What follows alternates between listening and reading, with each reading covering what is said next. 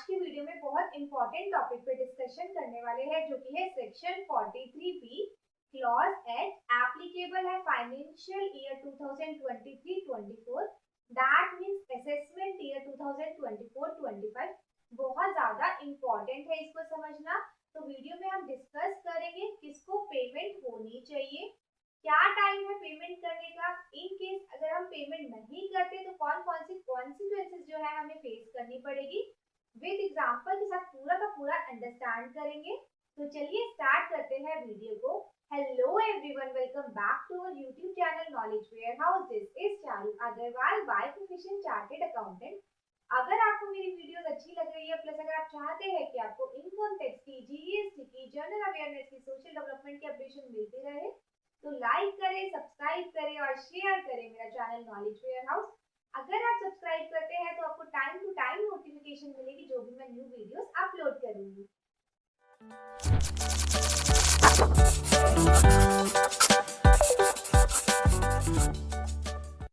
PPT discuss करने से पहले हम देखते हैं कि सेक्शन में क्या लिखा है। यहाँ पर मैंने सेक्शन 43B इनकम टैक्स का ओपन कर लिया। तो हमें any sum payable by the SSC to a micro or a small enterprise beyond the time limit specified in section 15 of Micro, Small, Medium Enterprise Development Act 2006। कोई भी सम अगर SSC को पे करना होगा, किसको? माइक्रो और स्मॉल एंटरप्राइज को। माइक्रो और स्मॉल एंटरप्राइज कौन सी होती है वो आगे हम पीपीटी में करने वाले हैं discuss. Beyond the time limit specified in section 15 MSME act 2006। अब ये सेक्शन 15 में टाइम लिमिट क्या है उसको भी मैं आपको आगे डिस्कस करने वाली हूँ। Shall be allowed only in computing the income referred to in section 28 of that previous year in which such sum is actually paid by him। अगर कोई एसएससी को किसी माइक्रो या फिर स्मॉल एंटरप्राइज को पेमेंट करनी थी और उसने सेक्शन 15 में जो भी टाइम लिमिट स्पेसिफाई थी उसके बाद पेमेंट की है, तो उसकी जो खर्चा है वो तभी अलाउड होगा जबकि जिस ईयर में उसने एक्चुअली पेमेंट की है। ये बेसिकली किस लिए आया है कि माइक्रो और स्मॉल एंटरप्राइज को बढ़ावा देने के लिए गवर्नमेंट ने किया है कि जो एसएससी के अगर पैसे पेमेंट करनी है उनको, माइक्रो और स्मॉल एंटरप्राइज को, तो टाइमली पेमेंट कर दो। अगर टाइमली पेमेंट नहीं करोगे तो आपको जिस ईयर में आपको अपने परचेजेस की थी उस ईयर में आपको वो खर्चा अलाउड नहीं किया जाएगा, उसी ईयर में किया जाएगा जिस ईयर में आपने एक्चुअली में उसको पेमेंट की है। तो अब हम पीपीटी के थ्रू डिस्कस करते हैं माइक्रो क्या होता है, स्मॉल एंटरप्राइज को होता है, सेक्शन 15 में क्या टाइम लिमिट है, एग्जाम्पल के साथ डिस्कस करेंगे जिससे आपको सारे के सारे सिनेरियो बिल्कुल क्रिस्टल क्लियर होने वाले हैं।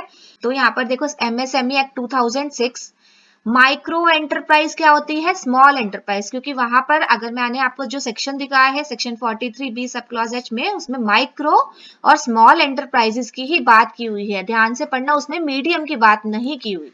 तो माइक्रो एंटरप्राइज क्या होते हैं, एंटरप्राइज में कौन से कवर होते हैं, जिसमें जिनकी जो इन्वेस्टमेंट है प्लांट एंड मशीनरी में वो 1 करोड़ से ज्यादा नहीं होती।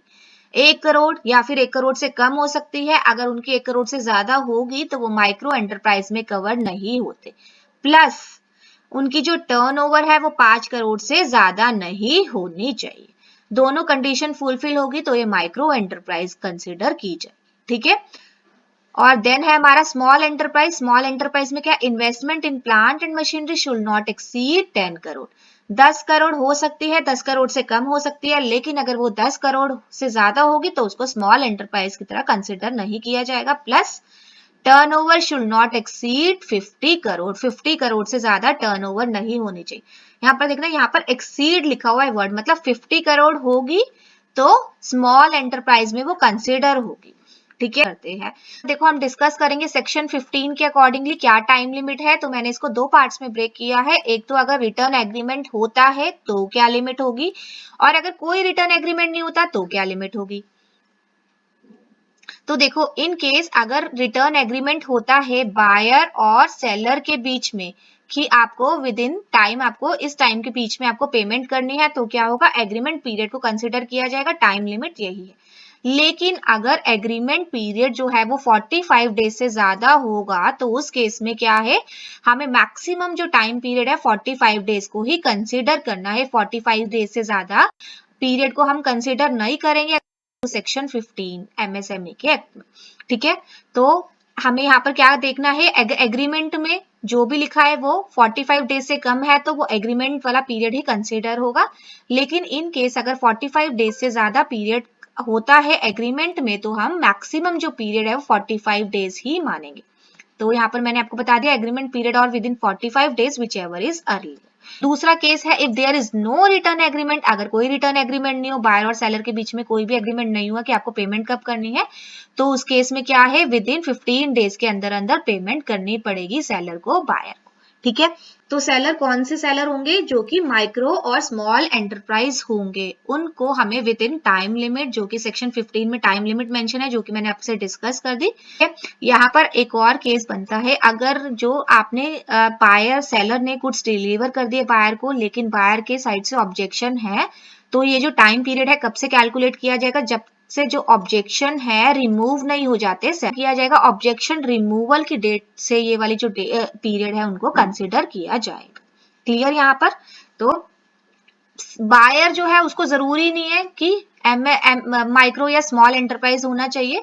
ये जो स्मॉल और माइक्रो एंटरप्राइज वाली कंडीशन है सिर्फ सेलर पे ही है कि जो गुड्स बेच रहे हो तो उनको बेसिकली गवर्नमेंट का क्या मोटिव है कि उनको टाइमली पेमेंट कर दे SSC buyer within time, जो भी सेक्शन 15 में स्पेसिफाई किया हुआ है, जिनसे उनकी जो फाइनेंशियली है वो स्ट्रॉन्ग रहे। टाइमली करना है सेक्शन 43BH, ये कब से चेक करना है, ये कब से एप्लीकेबल है, फाइनेंशियल ईयर 2023-24 असेसमेंट 2024-25, मतलब जब आप अपनी आपकी जो बुक्स क्लोज हो रही है, अभी जो आपकी मार्च 2024 में बुक्स क्लोज होने वाली है, उसमें आप पे ये एप्लीकेबल होगा कि आपको एट द एंड देखना है कि कौन कौन से क्रेडिटर्स ऐसे हैं जो कि कवर हो रहे हैं माइक्रो में या फिर स्मॉल एंटरप्राइज में, और उनकी जो पेमेंट है वो ड्यू है और आपने पेमेंट नहीं की, तो आप पे ये जो सेक्शन है ये एप्लीकेबल हो जाएगा। इस सेक्शन के थ्रू आपको जो है एक्सपेंसेस अलाउड नहीं होगा।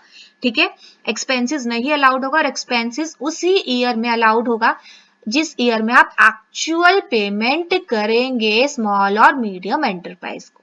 ठीक है, हम एक एग्जांपल के साथ इसको और अच्छे से क्लियर करते हैं। मैंने 3 एग्जांपल लिए हैं जिससे आपको और क्लैरिटी आ जाएगी। Date of acceptance of supply, credit period as per agreement, जो एग्रीमेंट है बायर और सेलर के बीच में, due date as per section 15 के अकॉर्डिंगली, जो हमने अपने ऊपर डिस्कस की है। अगर एग्रीमेंट है और विद इन 45 डेज है तो विच एवर इज अर्लियर, और अगर एग्रीमेंट नहीं है तो हमें 15 डेज के अंदर अंदर पेमेंट करनी है, तो ये ड्यू डेट है एज पर सेक्शन 15। यहाँ पर एक्चुअल डेट की पेमेंट है, मतलब कब उसने सेलर ने बायर को पेमेंट की है, और यहाँ पर वही डिडक्शन कब किस ईयर में अलाउड होगी। देखो मेन कंफ्यूजन क्या है सेक्शन 43BH के अकॉर्डिंगली, कि आपको कौन से ईयर में जो है वो डिडक्शन अलाउड होने वाली है। ठीक है, तो यहाँ पर देखो आपकी जो है 30 मार्च 2024 को आपको सप्लाई कर दी गई। क्रेडिट पीरियड क्या था एग्रीमेंट के अकॉर्डिंगली, 30 डेज था, मतलब 45 डेज से कम है तो हमें क्या चेक करना है, जो भी कम है, तो 30 डेज और 45 days whichever is earlier, तो 30 डेज। तो यहाँ पर देखो due date as per section 15 कब आएगा, 28 अप्रैल पे आएगा। 30 डेज अगर हम 30 मार्च में 30 डेज ऐड करेंगे तो कितना बनेगा, हमें 28 ऑफ अप्रैल बनेगा। लेकिन उसने एक्चुअल पेमेंट कब की है, 30 अप्रैल को की है। उसने एक्चुअल पेमेंट कब की है, 30 अप्रैल को। ध्यान से देखो यही जो मेन केस है। तो यहाँ पर देखो आप खर्चा कौन से ईयर में बुक करना चाहते थे, फाइनेंशियल ईयर 2023-24 में, इस ईयर में आप खर्चा बुक करना चाहते थे। क्यों? क्योंकि इस ईयर में आपने क्या किया, परचेजेस की हुई है। लेकिन अब आपको जो इनकम टैक्स है वो मना कर देता है कि आपने टाइमली उसको पेमेंट नहीं की है एज पर सेक्शन 15 के अकॉर्डिंगली, तो आपको जो खर्चा है वो फाइनेंशियल ईयर 2023-24 में अलाउड नहीं होगा। आपको किस ईयर में अलाउड होगा, जिस ईयर में आपने एक्चुअल पेमेंट की है। तो किस ईयर में आपने एक्चुअल पेमेंट की है, 2024 में, अप्रैल 2024 में, तो आपको किस ईयर में खर्चा अलाउड होने वाला है, फाइनेंशियल ईयर 2024-25 में आपको खर्चा अलाउड। जो है 25 मार्च एक और केस डिस्कस करते हैं। 25 मार्च 2024 को आपने एक्सेप्ट किया है सप्लाई। यहाँ पर आपका जो क्रेडिट पीरियड है वो 60 डेज है। अब देखो हमारी जो क्या कंडीशन थी, अगर एग्रीमेंट और 45 डेज, तो अर्लियर कौन सा है 45 डेज, तो यहाँ पर ड्यू डेट क्या है एज पर सेक्शन 8 मई हो जाएगी विद इन 45 डेज वाली। और एक्चुअल पेमेंट कब कर रहा है वो फर्स्ट मई को। ठीक है, तो क्या कर रहा है विद इन टाइम पीरियड कर रहा है जो भी सेक्शन 15 में स्पेसिफाई है। तो आपको कौन से ईयर में डिडक्शन अलाउड होगी, 2023-24 में आपको डिडक्शन जो है इसकी अलाउड हो जाएगी, क्योंकि आपने टाइमली पेमेंट कर दी है सेक्शन 15 के अकॉर्डिंगली।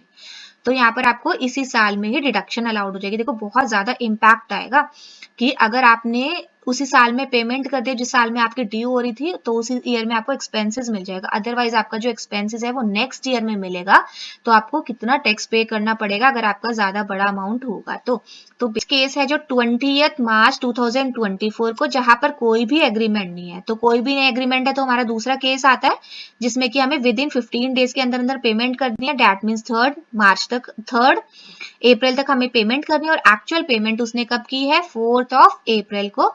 तो उस केस में कब हमें एक्सपेंसेस अलाउड होगा, नेक्स्ट ईयर में, डेट मीन्स फाइनेंशियल ईयर 2024-25 में हमें एक्सपेंसेस अलाउड।